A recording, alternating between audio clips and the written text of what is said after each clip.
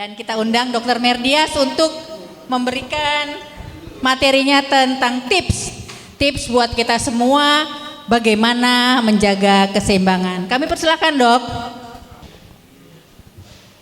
Assalamualaikum warahmatullahi wabarakatuh. Para senior yang saya hormati dan saya banggakan. Ya, hari ini saya ingin ngobrol-ngobrol sedikit, berbagi pengetahuan saya tentang sesuatu yang banyak kita alami para lanjut usia. Apa itu? Apa ya? Gangguan keseimbangan. Kita bisa lihat saja nanti kalau ada yang jalan dengan gangguan keseimbangan akan kelihatan bahwa yang bersangkutan keseimbangannya terganggu. Itu kira-kira kata kuncinya lah. Apa yang mau kita lakukan? Kita perlu mengetahui sedikit tentang bagaimana sih dan apa yang harus dilakukan pada waktu orang-orang mengalami gangguan keseimbangan. Oke? Jadi di slide kedua ini kita bicara soal pengertian dulu. Apa yang dimaksud dengan gangguan keseimbangan gitu ya. Nah, ini secara jelas dikatakan bahwa gangguan keseimbangan itu apa? Keseimbangan itu merupakan satu kemampuan tubuh kita untuk bisa menjaga postur tubuh kita setelah kembali ke tempat yang semula setelah ada satu gerakan. Jadi postur tubuh kita sebenarnya baik itu kita lagi berdiri diam atau habis bergerak harus bisa kembali kepada postur yang normal. Postur normal itu seperti kita ini ada duduk tegak gitu ya. Ada gaya berat bumi di bawah itu yang menarik kita supaya kita tetap ada menginjakkan kaki kita di bumi itu. Jadi pada dasarnya begitulah kemampuan kita untuk menjaga supaya postur tubuh kita itu tetap berdiri tegak dan sudah bergerak kita bisa kembali ke tempat postur yang semula. Kira seperti itu. Jadi kemampuan ya kalau yang disebut keseimbangan itu. Nah, kalau tubuh kita mengalami ketidakseimbangan, kita rentan berisiko untuk terjatuh, tersandung, terpleset. Karena kita memang gak mampu untuk menjaga, kalau kita misalnya tersandung untuk bergerak, kita gak mampu membuat tubuh kita kembali kepada postur yang semula, ngikut jatuh, gitu ya. Dan itu tentu berisiko yang lebih lanjut lagi gitu ya. Nah, jadi kita bagaimana mengusahakan supaya ya gangguan keseimbangan itu tidak terjadi, atau kalau terjadi bagaimana kita melatihnya supaya dia bisa pulih kembali gitu. Next. Jadi sekarang kita perlu tahu apa pentingnya keseimbangan tubuh kita itu. Begini, kalau kita tidak bisa seimbang, tubuh kita tidak bisa kita pertahankan keseimbangannya, maka dia akan mengganggu kualitas hidup kita. Kenapa kualitas terganggu? Ya terutama pada beberapa hal, pada activity daily living ya, ada kehidupan kita sehari-hari yang sebagai salah satu dasar bagaimana kualitas hidup kita itu adalah aktivitas kita sehari-hari. Dan aktivitas sehari-hari kita akan terganggu kalau kita tidak bisa mempertahankan keseimbangan itu. Apa misalnya saja? Ya sudah pasti kalau kita goyah, kita nggak bisa seimbang, maka barangkali kita mandinya susah. Pergi kamar mandi susah. Kalau kita mau pakai baju, itu susah. Kita nggak bisa berdiri sambil angkat kaki untuk masukin celana atau apa gitu, sarung sebagainya. Kita harus cari posisi tersentuh sendiri. Kalau kita gemar masak, ibu-ibu misalnya, kita udah nggak berani masak, berbahaya kalau kita nggak seimbang di depan kompor itu, sulit kita masak. Kalau kita mau berjalan di rumah kita sendiri, kita susah juga, mesti ada yang bantu, mesti pakai alat bantu. Itu salah satu hal, beberapa hal, walaupun banyak lagi yang lain sebenarnya, yang kita sebut sebagai mengganggu kita punya kehidupan kita sehari-hari. Yang kedua, bukan hanya persoalan di rumah, tapi juga aktivitas sosial kita, dalam arti kata interaksi sosial pada masyarakat di sekitar kita. Kita butuh loh, kita nggak hanya akan tinggal di rumah, kita butuh komunikasi dan kita perlu berinteraksi dengan orang-orang lainnya. Kita susah pergi ke tempat tetangga, kita susah menghadiri pertemuan seperti di sini, ya. Kita susah, itu semua menghambat. Jadi itu segambaran singkat menyatakan betapa pentingnya kita bisa menjaga keseimbangan tubuh kita sendiri. Oke. Next, ini gambaran ini adalah satu skema saja buat saya bagaimana kita mengetahui di mana keseimbangan itu diatur gitu ya. Itu ada 3 kotak. Jadi 3 unsur itu, kotak itu, unsur telinga sebagai salah satu pusat keimbangan, unsur otak dan unsur lainnya seperti tubuh kita, otot, sendi, mata dan sebagainya, itu saling berkoordinasi sebenarnya untuk menjaga keseimbangan. Jadi kalau salah satu terganggu, ya keseimbangan kita terganggu. Kalau di telinga sebagai salah satu pusat keseimbangan terganggu, ya yang lainnya terganggu juga. Gitu. Demikian juga kalau otak sebagai pusat. Jadi kalau kita lihat di sebelah kiri itu telinga itu ada organ, ada bagian telinga tengah, telinga dalam ya. Telinga kan bagi 3 ya, telinga luar untuk nangkap suara, bunyi-bunyian dan sebagainya mau didengar, tangkap oleh kuping kita. Makanya kuping kita ada daunnya untuk nahan, mantulkan ke dalam lubang telinga kita. Masuk telinga, mentok ke telinga tengah, ada gendang telinga.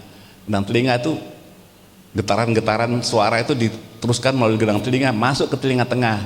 Di situ ada apa? Ada tulang. Kita ingat ya sekolah dulu belajar tulang sangurdi, tulang apa pelana, sebagainya, itu menghantarkan itu gelombang suara itu masuk dan kemudian masuk ke telinga tengah. Di situ dirubah menjadi sinyal untuk masuk otak kita, gitu kan? Nah, masuk otak, kemudian di otak diolah lagi oleh otak kita sehingga kemudian kita bisa memahami apa yang kita dengar. Kira-kira seperti itu. Dari otak itu kemudian keluar perintah ke tubuh kita, apa reaksi kita terhadap yang kita dengar. Itu persoalan pendengaran. Kita sekarang bicara soal keseimbangan. Di telinga tengah, telinga dalam itu ada pusat keseimbangan yang namanya organ vestibuler. Di situ kita ingat ya, ada namanya saluran setengah lingkaran, kanalis semi yang sifatnya sirkuler. Jadi dia bukan lingkaran penuh tapi separuh. Ada 3 ya di sana tuh lingkaran. Ada yang begitu, ada yang begini, ada yang begitu ya, 3. Di lingkaran itu yang namanya saluran setengah lingkaran itu tugasnya adalah sebenarnya di dalamnya, karena di dalamnya ada cairan endolim dan di ujungnya ada sel rambut, maka gerakan-gerakan kepala kita itu dimonitor oleh itu tadi saluran setengah lingkaran. Gerakan kita ke depan, ke belakang, gerakan kita ke kiri, ke kanan, gerakan kita ke menoleh kiri kanan, itu semua dimonitor dan hasil monitornya itu melalui lingkaran mana yang bekerja sesuai gerakan kepala itu dikirim ke otak kita. Nah, jadi sifatnya memang organ ini adalah monitor posisi gerakan kepala kita. Semua informasi itu dikirim ke otak, maka di otak itu sebagai pusatnya gerakan dan pusatnya keseimbangan, itu memprosesnya, sinyal itu diproses, kemudian mengeluarkan instruksi kepada tubuh kita biar tahu di mana posisi tubuh kita gitu. Jadi proses di otak itu ada di otak kecil di belakang namanya cerebellum, ada di lapisan luar otak di korteks, ada di batang otak, ya ada beberapa banyak lah bagian-bagian otak yang bekerja untuk menampung informasi itu, kemudian mengolahnya dan kemudian diserahkan, dia kirim instruksinya dan informasi itu kepada organ tubuh kita. Nah, dalam hal keseimbangan ini yang paling penting yang kanan tuh, kanan itu adalah mata, otot, dan sendi. Jadi tentu juga ada yang lain, tapi itu yang paling penting yang berkaitan keseimbangan. Jadi kalau misalnya sendi, kalau kita mau jatuh, ya mau jatuh tuh ada informasi dari telinga tadi, tap ke otak kita, otak diolah, kirim ke sendi otot bereaksi untuk bisa kembali pada postur semula. Kan itu ya tadi kan, keseimbangan itu adalah kemampuan untuk kembali ke postur semula setelah bergerak. Jadi setelah bergerak itu dia balik lagi. Jadi selama ada itu berjalan dengan baik, maka amanlah kita gitu ya. Kita bisa balik seimbang. Nah, sekarang kalau terjadi salah satu daripada ketiga unsur tadi terganggu, maka keseimbangan kita juga bisa terganggu. Nah, itu ya kita bicara. Jadi karena itu hal yang penting itulah telinga dalam terutama ya, otak, bagian otak kecil dan sebagainya, dan kemudian bagian tubuh kita. Nah, baik, kita pindah next. Jadi sekarang setelah kita tahu bagaimana prosesnya keseimbangan itu, kita sekarang coba mengenali bagaimana sih gejalanya kalau keseimbangan itu terganggu. Ini gejala yang paling gampang itu adalah ditangkap oleh kepala. Jadi terjadi di telinga, proses yang melihat posisi kepala, kemudian kepala bereaksi kalau terjadi gangguan keseimbangan. Namanya pusing. Nah, Bu ya, bukan pusing bukan pusing mumet gitu ya, tapi pusing yang di sini benar-benar pusing yang terkait dengan keseimbangan. Apa itu? Itu daftarnya ya. Pusing itu seperti misalnya badan kita terasa goyah gitu ya, goyah, nggak stabil, itu pusing juga namanya. Nah itu ya. Kemudian juga ada rasa seperti kita melayang gitu. Pernah nggak melayang, Bu? Kayak Superman melayang. Buat kepala kita itu seperti itu gejalanya. Kalau kelayangan itu sebenarnya muter, Bu, sebenarnya. Tapi ada juga yang bilang kelayangan itu ya begitu. Ya apapun namanya, itu kelayangan dari bahasa Jawa ya. Tapi kita ke sana. Nah, kemudian ada rasa seperti kita mau pingsan gitu. Mau pingsan tuh ya mata kita mulai gelap-gelap, itu biasanya kalau kita di luar gangguan keseimbangan, misalnya kita duduk di bawah, kita tiba-tiba naik ke atas, terjadi yang namanya orthostatic hypotension. Turunnya tensi secara ortostatik. Itu memang kepala kita lagi kosong darahnya gitu. Sehingga terjadi ya itu seperti mau pingsan. Juga terasa seperti mau jatuh gitu. Mau jatuh. Itu bagian daripada gejala-gejala gangguan keseimbangan gitu ya. Nah, itu jadi kalau kita sering-sering begitu, kita mesti waspada bahwa ini ada unsur yang ngatur keseimbangan kita yang terganggu. Gitu ya, kira seperti itu. Oke. Nah,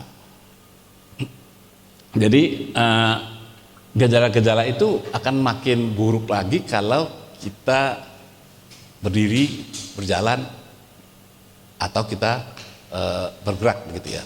Itu yang membuat lebih buruk lagi gejalanya. Jadi makin muter. Nah, salah satu juga gejala itu adalah gangguan keseimbangan itu ya termasuk juga yang berputar tadi, kelayangan tadi gitu. Nah, kalau kita bisa menggambarkan gejala itu dan kita bisa merasakannya, kita tahu oh mungkin kalau sering-sering begitu itu adalah karena gangguan keseimbangan. Oke, next kita bicara soal apa sih yang menyebabkan terjadinya gangguan keseimbangan itu. Jadi bisa ada dua kemungkinan. Satu, nggak ada hubungannya dengan pusat keseimbangan. Jadi dari luar. Yang kedua, pusat keseimbangannya yang terganggu, gitu ya. Jadi kalau kita yang pertama itu gangguan pada organ-organ keseimbangan, gitu ya.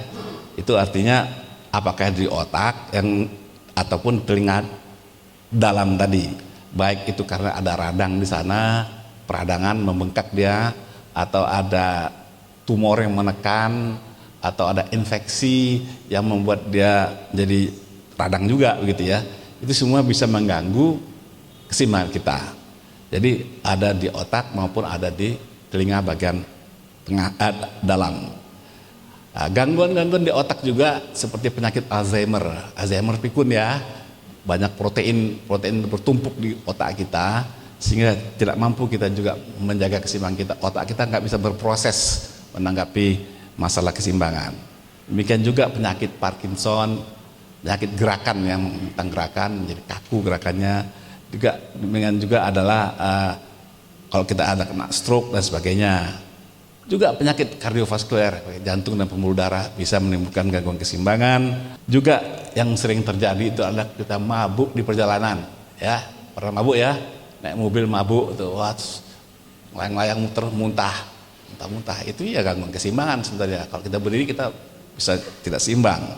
Kemudian tekanan pada jiwa kita, stres juga bisa bikin gejala seperti itu, psikosomatik seperti gangguan keseimbangan. Bisa juga karena kekurangan cairan, dehidrasi namanya. Bisa juga karena sisi yang lain tadi adalah bagian belakang tadi otot-otot kita lemah, otot tubuh kita lemah, sehingga anggota-anggota gerak kita lemah, sendi-sendi kita susah bergerak, sehingga kita nggak bisa bereaksi mengatasi gangguan keseimbangan, menyebabkan kita terganggu. Jadi kalau orang yang kakinya lemah kan nggak stabil kan. Atau kadang-kadang ada orang kakinya panjang sebelah loh sedikit karena bonggolnya sini ada masalah sehingga itu juga kalau jalan nggak rata dia, nggak rata itu bisa mengganggu keseimbangan. Gitu. Sementara itu yang sudah pasti, yang bukan sudah pasti ya, tapi banyak kan terjadi juga pada proses penuaan.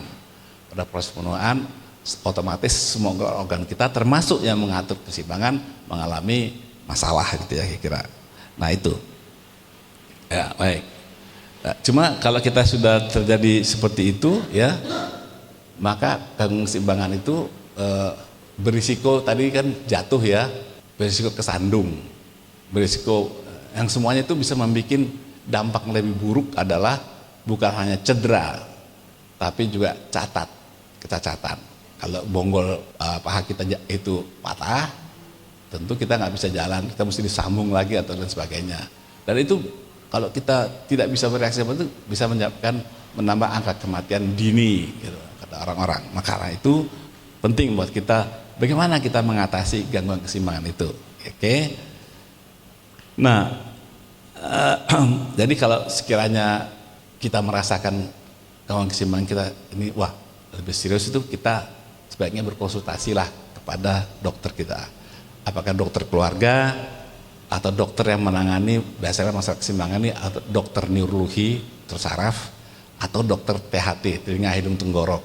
Karena tadi kan pusat keseimbangan itu ada di telinga, ada di otak gitu. Jadi kedua ahli dalam bidang inilah yang menangani utamanya gitu. Nah kemudian dilihat sebabnya, baru nanti ketemu sebabnya bisa diserahkan pada bidan ada tumor, ya diserahkan pada ahli bedah tumor gitu. Nah kalau diagnosa yang ditemukan dan diketahui penyebabnya, tentu akan dilakukan terapi dan juga yang penting rehabilitasi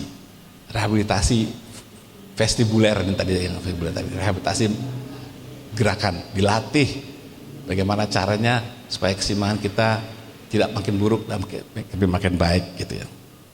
Kemudian yang harus dilakukan adalah mencegah cedera. Mencegah cedera itu adalah misalnya ciptakan lingkungan di rumah yang aman daripada akibat gangguan keseimbangan. Jadi lantainya mesti bagus, lantainya nggak naik turun, nggak licin, nggak banyak kabel, permadaninya dilipat, jangan sampai ada permadani yang menggulung orang bisa kesandung, gitu kan. Demikian juga kalau kita sudah ada gangguan keseimbangan, pasang handrail, pegangan-pegangan itu ya, penerangan harus bagus supaya jangan kita nabrak sesuatu dan sebagainya. Itu menurut saya perlu dilakukan di rumah. Nah, terakhir ini kita ada beberapa cara untuk melatih. Saya hanya mengatakan secara umum saja, berdiri dengan satu kaki misalnya, ya berdiri dengan satu kaki, kakinya bisa diangkat sebelah yang satu lagi ke belakang, ke depan, ke kiri, ke kanan. Berjalan dengan tumit dan dan jadi jalan tandem gitu ya, ikutin garis gitu ya. Kemudian melatih squat bukan loncat squat ya, squat yang kan jongkok, berdiri lagi jongkok, ada caranya sebenarnya.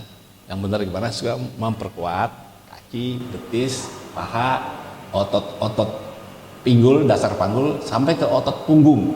Itu akan membuat keseimbangan kita lebih kuat gitu ya. Saya kira itu saja yang penting. Yang penting latihan itu yang seperti itu gunakan alat pengaman, pegangan atau ada pendamping. Saya kira itu saja informasi tentang keseimbangan. Nanti ya saya harapkan nanti bisa kita teruskan lagi pada hari Minggu yang akan datang oleh orang-orang terapis yang akan menyampaikan. Terima kasih.